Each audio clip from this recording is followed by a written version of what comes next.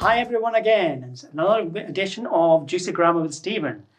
Today we're going to take a look at one of the areas in English which can cause problems for everyone, because it's the same for everyone in the whole world when you're learning a new language, and that is actually prepositions.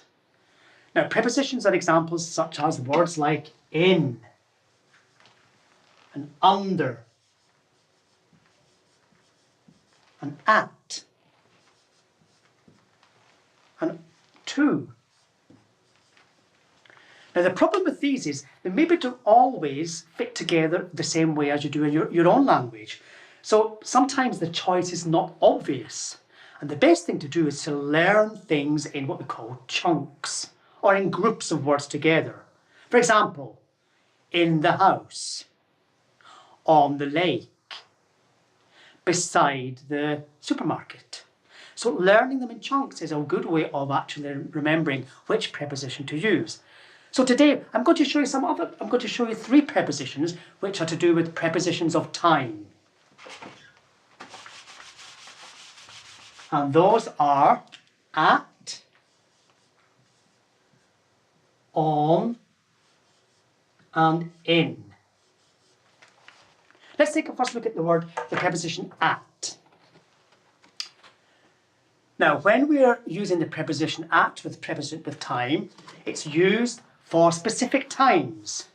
For example, at 6 o'clock, at 7:30, at midnight, at noon, or a period of time such as the weekend. I'll see you at the weekend.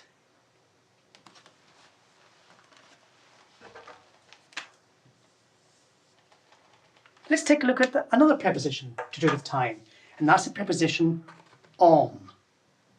Now, we use the preposition on with days of the week and specific dates. So, for example, on Thursday. I'll see you on Saturday. Oh, let's meet up on Easter Sunday. Or what about, let's meet on Christmas Eve? Or the last one, did you know that the 1st of January 2020 is on Wednesday? So it's on Wednesday, the 1st of January 2020.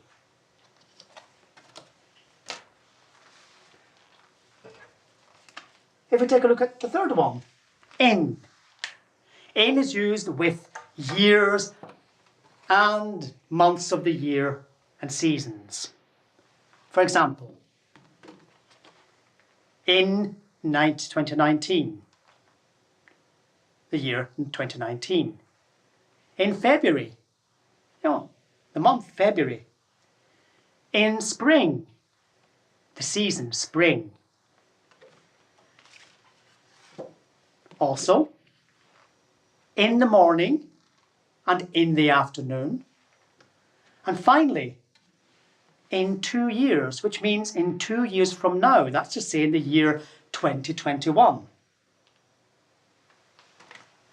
So, that's been a little introduction to some of the prepositions of time, at, on, and in. And you can find links to more of these after the show. Bye-bye for today.